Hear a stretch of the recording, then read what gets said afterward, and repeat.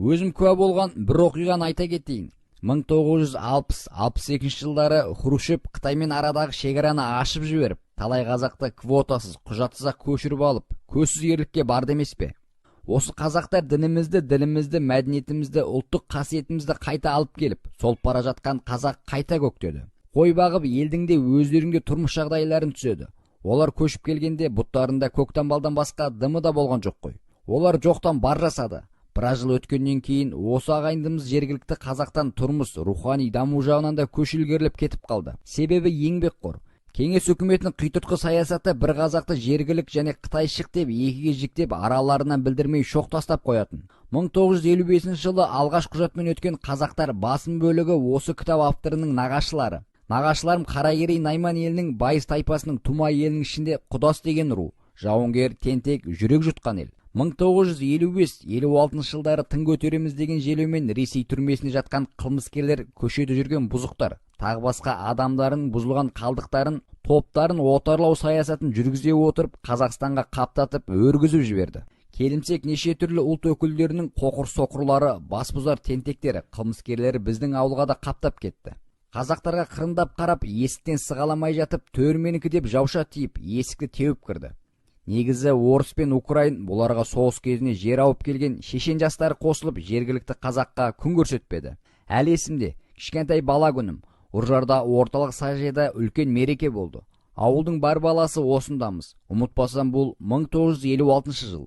Қазақстанның 30 жылдығы. Көбіміз нағашыларымыздың аттарына мінгесіп барғанбыз.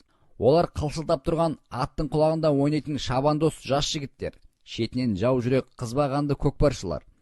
Мыңдаған ішіп алған орыстар, хахолдар, шешендер әдеттегідей қазақтарды сабай бастады. Қытайдан келген қазақтарды әлі жөнді білмейді. Бір уақытта Шыңғожа деген Тума баласының соғыс ұраны жер жаңғыртты. Орталық саяжайда атқа мініп, тойды қызықтап жүрген жігіттер дереу 40-50 шақтысы әскери тәртіппен бір жерге топтала қалды. Кейбіреулерінің қолдарында дырау қамшы жоқтар үзеңгілерін ағытты. Енді біреулері ағаштан сойыл жасап алды. Онынан топқа бөлініп түгелдей атқа қонды. Ұлы даланың көшпенділерінің қаһарман жау жүрек жауынгер ұрпақтары майданда бастады. Онынан лекке бөлінген дала соғысы амалын жетік білетін атты жасақ өңшен көкпаршылар. Көздері шоқтай жанып, теңіздегі жарға соққан толқындай лег-легімен орыстарға, украиндерге, шешендерге қырғидай тиіп жамсатып салды. Артқы лек ат ойлап, Шыңғожалап ұрандап тигенде алдыңғы лек қайта айналып толассыз құйылып отырды. Аттың бауырына салып, еркек кіндіктілерін қан жоса қылып, естерін жиғызбай сабады. Бет ауыздарын дал-дұлы шыққан, бастары жарылып, аяқ қолдары сынған.